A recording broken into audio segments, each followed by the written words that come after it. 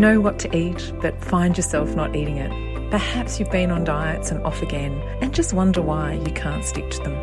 The Eating For You podcast, hosted by me, Sallyanne Pisk, will show you what's been missing so you can enjoy a healthier way of eating that lasts. Hi, Sallyanne with you, and I'm really happy to be sharing with you today about my favourite health and well-being activity, and that's sleep. We have World Sleep Day on March 14th, so it's the perfect time for me to explore with you how we can eat our way to better sleep. Does that sound good? The relationship between what we eat and how we eat, our eating habits, is two ways with sleep. How we eat impacts on our sleep, and the quality of our sleep influences what we feel like eating. Did you know that nearly half of Australian adults have at least 2 sleep problems, and a third of Americans are not getting enough sleep? And not getting the right amount of sleep, which is still defined as between 7 to 9 hours, is associated with an increase of a risk of getting several conditions: obesity, type 2 diabetes, cardiovascular disease, and coronary heart disease.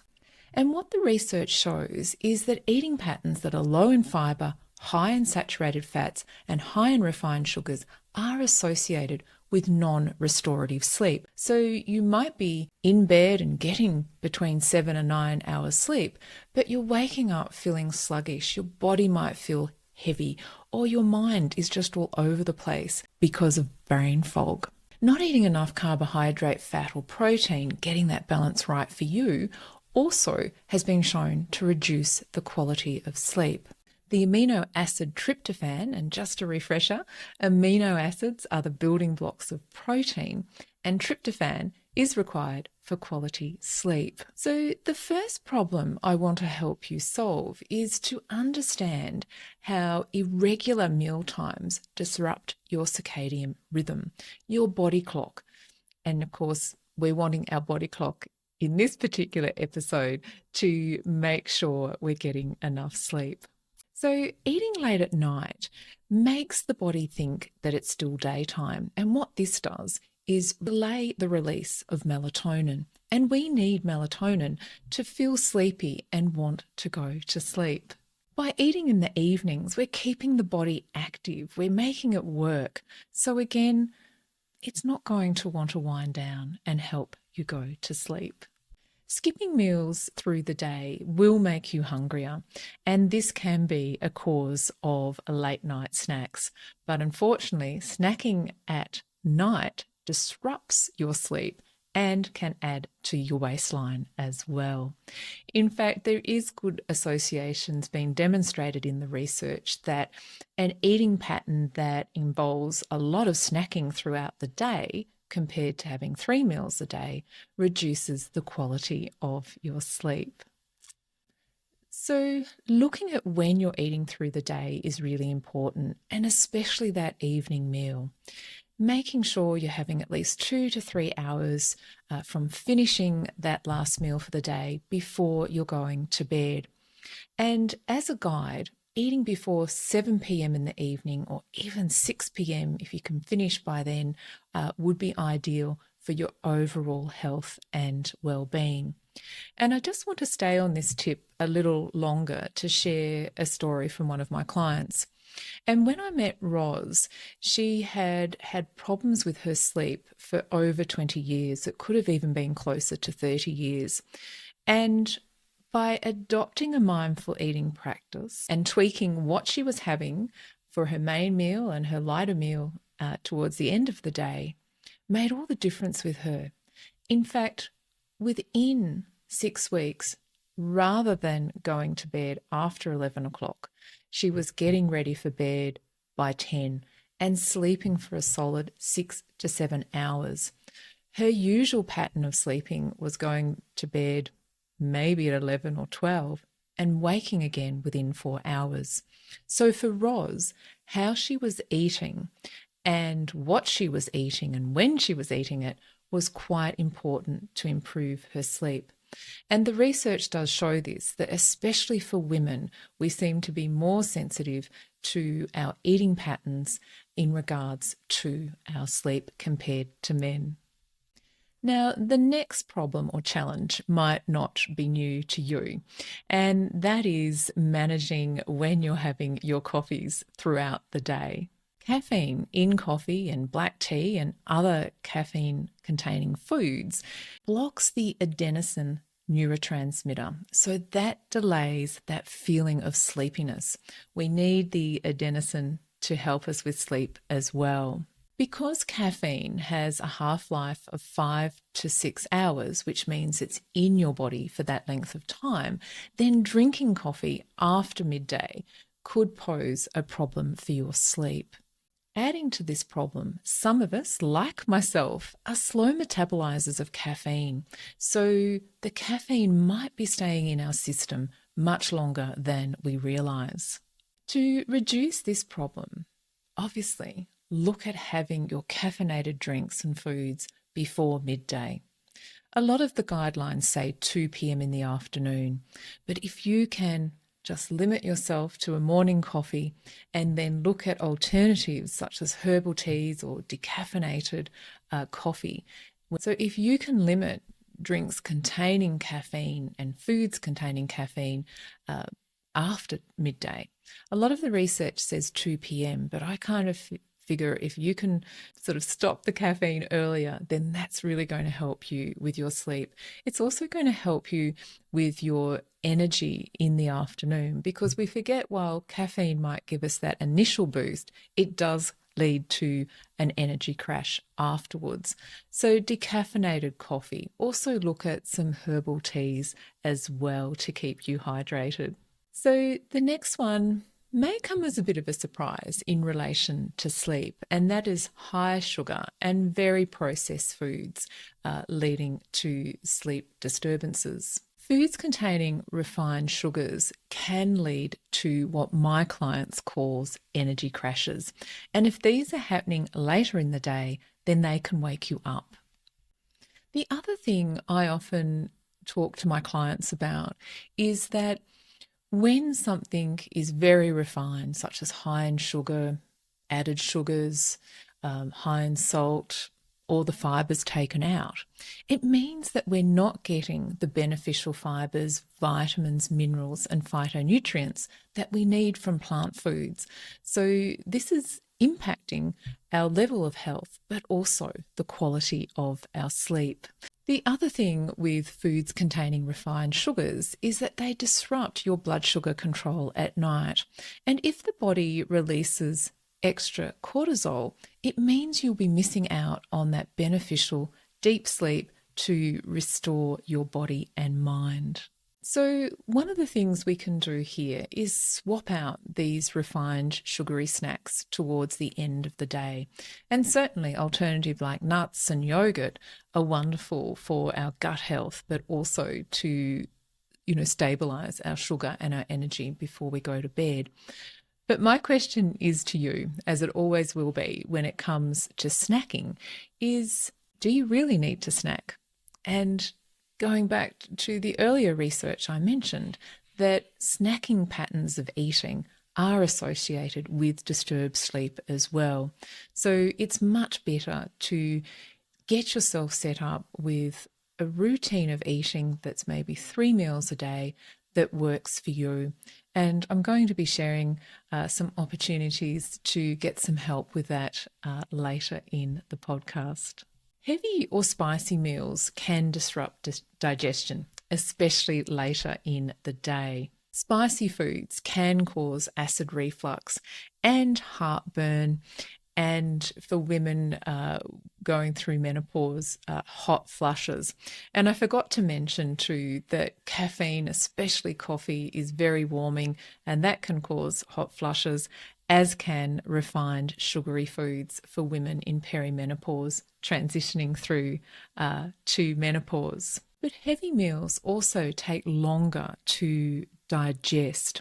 And this again means the body just can't slow down and get into that restful state required for sleep. And late night digestion increases our body temperature, and this interferes with our sleep cycles. The other concern with late night digestion of meals is that it increases our body temperature, and we might find ourselves restless. We might find ourselves hot or uncomfortable. And if you have a partner you share a bed with, you might find yourself on the couch because you don't want to disrupt them as well.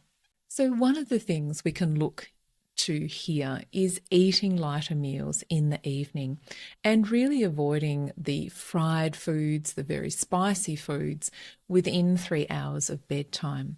For some people, limiting those fried foods and spicy foods to the middle of the day will even have a bigger impact.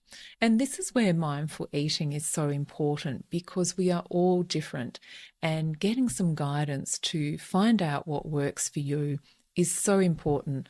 Otherwise, you could find this all too overwhelming and frustrating and think it's all too hard.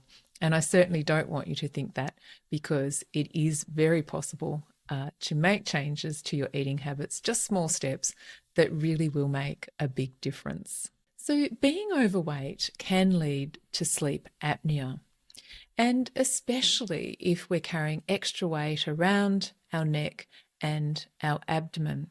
And what this causes is pressure on our breathing, and this makes us wake up. When the body registers you're not getting enough oxygen, you're woken up to take a deep breath so you can get the oxygen that your body needs. The other thing is, when we don't get enough sleep, stress hormones are released that interfere with our appetite hormones. Our hormone that makes us feel like eating, ghrelin, increases.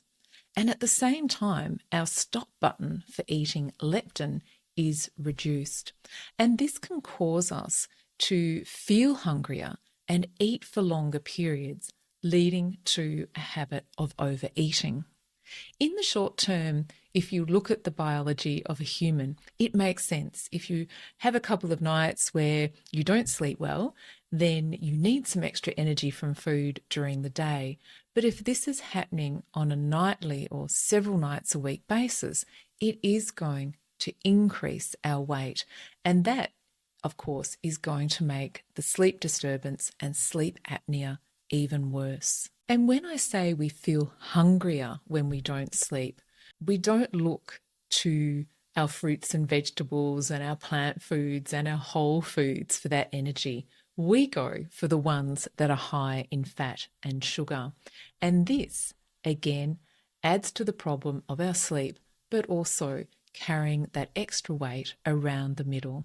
So when we're looking at this relationship between weight and sleep, the way forward is to adopt a mindful eating practice that works for you. This means you can avoid the stress of being focused on a number on the scales, restricting food, and getting really upset when you can't stick to a diet. Mindful eating really allows you to tune into what your body needs. But of course, with all those diet messages in our head that have been planted there for years and decades, it's very hard to do this by yourself. So as I said, there's going to be some opportunities that I'm sharing through this podcast to get some support so you don't feel like you're alone, because you're not. If you think of nearly 50% of Australians struggling with sleep and a third of Americans struggling with sleep. And we also know that in Australia, 60% of adults want to lose weight because they're overweight or obese. So you're not alone. And if the problem was easy to fix, you would have done it already. So this is the first opportunity I want to share with you, and that's our free training, Take Weight Off Your Mind for Good Without a Diet. And you can register with this. The link to have access is included with this episode's notes. So this training is going to take you through the Eating for You approach, give you an understanding of why what you've tried so far for your weight and your health hasn't worked or hasn't lasted. This is an on-demand training, which means you can watch it at a convenient time for you. So the next problem we can face is alcohol disrupting our rapid eye movement sleep. Drinking alcohol can be relaxing. It is actually a sedative to help us sleep when we feel drowsy. That's the alcohol at work. However, that drowsiness does not last the whole night. In fact, we wake up often around that 4 o'clock in the morning and find it difficult to get back to sleep. The concerning thing is that all stages of sleep are important for us. And if we're missing out on the REM sleep, that rapid eye movement sleep, then we're not getting the restoration to our brain, our cognitive function, and our memory. We need all stages of sleep. So if alcohol is reducing how much REM sleep we get, that rapid eye movement sleep, then it means we're not restoring our brain, our cognitive function, and our memories as well as we could. So that is a downside of overindulging with alcohol. Drinking alcohol can also affect snoring and sleep apnea. So that frequent waking through the night is going to become more frequent because of the effects of our body metabolizing alcohol during the night. And I don't offer this tip as a simple solution because I know reducing alcohol can be more challenging than just saying I'm not going to drink. I know it's not as simple as saying I'm going to stop alcohol, but certainly reducing how much alcohol you drink is going to not only benefit your sleep, it's going to benefit your waistline, it's going to help you if you're experiencing hot flushes during that transition to menopause. Some alternatives to alcohol are warm herbal teas during the cooler weather.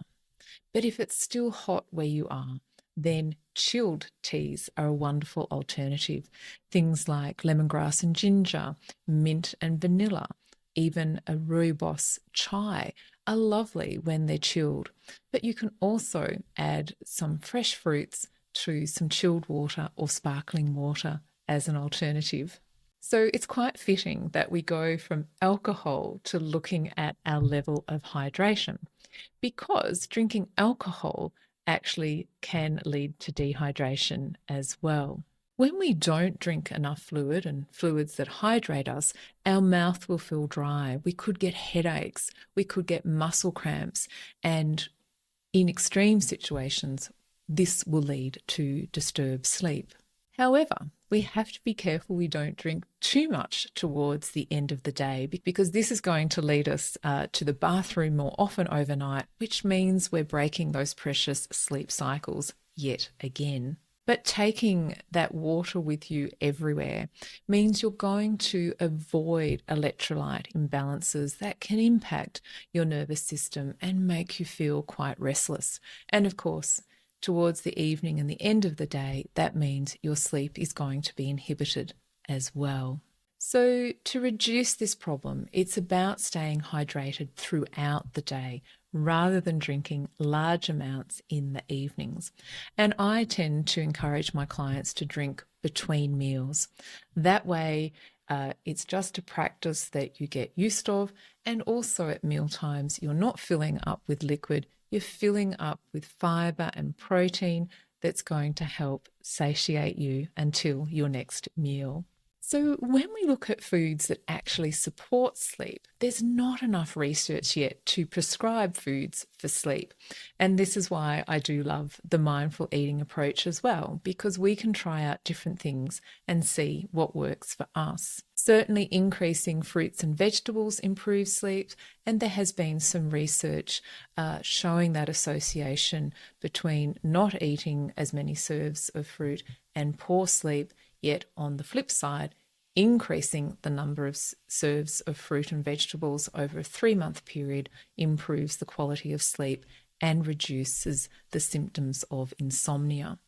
So I would probably include all plant foods there, and you may be familiar with the research that says we should be aiming for at least 30 different plant foods each week.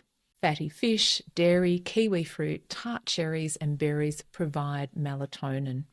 But if we're eating that balance of whole foods, we're going to get the melatonin. There's no wonder foods here or superfoods here. All fresh food is super to me. Animal foods and fibre-rich foods like oatmeal and legumes provide that tryptophan. But again, if you're eating a well-balanced selection of whole foods, you're going to be getting all the amino acids that you need for your health as well as quality sleep. We've talked about that relationship between weight and sleep. I don't feel that I need to say anything more than that, other than if we don't break that cycle, it is going to continue. And it's very frustrating. But as I said before, you're not alone. And certainly if you feel like that you would like some help with this, then reach out to me and we'll get you set up with a personalised nutrition consult. Very important that we personalise what you're eating and how you're eating so you can get the health benefits that you really want to enjoy. And the link to contact me about a nutrition consult is with this episode's notes. So, some key points from today. Meal timing matters. We know that 3 meals a day compared to snacking is favourable, and leaving at least 3 hours between your evening meal and going to bed. Caffeine's effects might be lasting longer than you think, so I strongly encourage you to reflect on when you're having your coffee and other caffeine containing foods and drinks throughout the day, and get them in before midday if you can, if not before 2 p.m. in the afternoon. Just be wary of the sugar and highly processed foods that you're eating. And if you want to include them in your day, have them earlier in the day, not in the evening when they could interfere with your sleep cycles. Heavy or spicy meals can disrupt sleep. So again, look at having a balance of food throughout the day rather than one big meal at any one time, and especially not in the evening. We've talked about how sleep and weight are closely connected, and by working on one thing, we can help the other. And in this case, certainly looking at your eating habits and personalising them to you. Alcohol might be helping you to fall asleep, but it's also going to be disrupting that important rapid eye movement sleep as well. So reflecting on how you can still enjoy your favourite alcoholic beverage, but reducing how much you're having each day. And if possible, having several days through the week where you don't drink alcohol at all. Hydration is key, but timing is everything if you don't want those frequent trips to the bathroom overnight. I'd really love to hear from you about your experiences with eating and with sleep. And one place you can share that's a safe space for women is our private and free Facebook community called Eating for You Community. So I'll leave a link with this episode's notes. And if you're already a member, reach out to us and share. And if you're not a member, you are most welcome to join. Just make sure you ask the joining questions. So as I just said, please share what you've enjoyed, what you've gained from this episode, so we can provide more content that's going to support you on your health and well-being journey. Share the link to this episode on your social media pages so you can help us spread the word, and subscribe so you don't miss any future episodes. Thanks for listening, and I look forward to sharing with you again.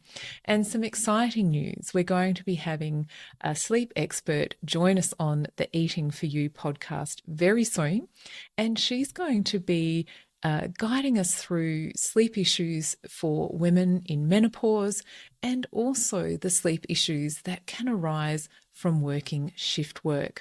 So I'm very excited about those upcoming episodes. So as I said, make sure you're subscribing so you don't miss out on these.